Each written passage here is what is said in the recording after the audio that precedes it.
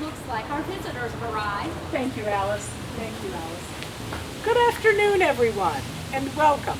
I'm Cora Rohland, and I am the founder and director of this music ensemble. We're so glad you're here. Today's rehearsal is in preparation for our first music festival, May 3rd and 4th at the Temple Theater. The selection you heard is the Angels Trio from Felix Mendelssohn's oratorio, Elijah. These ladies, in addition to the title characters, will sing the oratorio in its entirety on May 4th, and you will be able to hear the entire piece. Because since 1892, these ladies have comprised the root of the Dominant Ninth Choral Society. Let me tell you how this all came to pass. My lifetime has been spent in the pursuit of music. From an early age, I studied piano and organ and theory, and at age 16, I took over as the organist and choir master at St. Paul's Episcopal Church. I kept that position until I met and married my husband, Dr. Charles Rohland. Our marriage was then blessed with the birth of a daughter, Constance.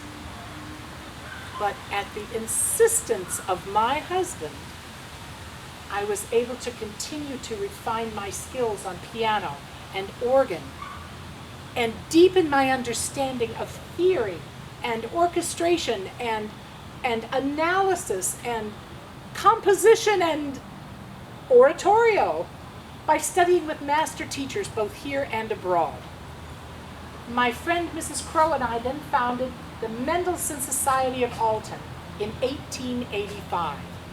We bring in nationally renowned performers, and they present recitals right here in our city. And it is a wonderful success. A few years later, I founded a women's group, 8 voices, a double quartet. But as the excitement grew and the popularity began to increase, we had another singer wanting to join the group. And I jokingly referred to her as the Dominant Ninth, which is the name of a musical chord. Well, suffice it to say, it stuck. And the Dominant Ninth Music Society was born. A few years before that, I had founded a male group, the Verdi Male Chorus. And by combining the two groups, the repertoire possibilities were endless, as was the growth of our success. Our ranks soon grew to more than 80 singers.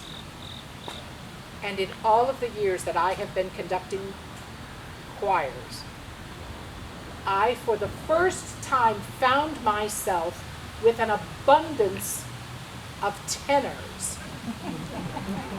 Better than gold. It is a predicament I hope every choral director finds herself in at some point or another in her career.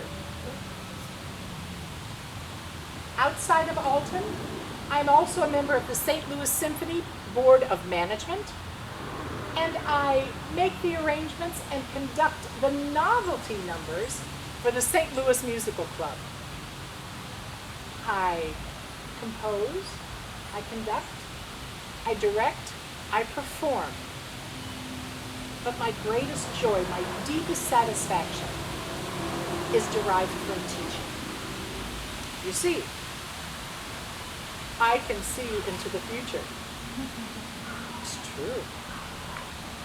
The pupil whose hands can evoke nothing from an instrument but ghastly sound, eventually, with perseverance and patience and practice, will soon be able to make music that will touch that student's heart and live within him or her forever. That is joy. Beautiful classical music has been brought to Alton in the hopes of raising musicians. Musicians who, with their continuing work, will then raise the expectation of a high-quality genre of music from all of us as a whole.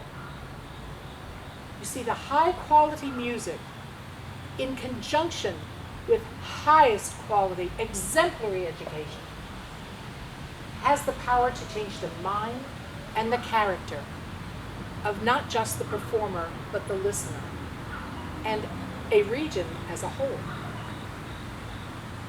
Before we finish our rehearsal, we would like to leave you with a notable thought.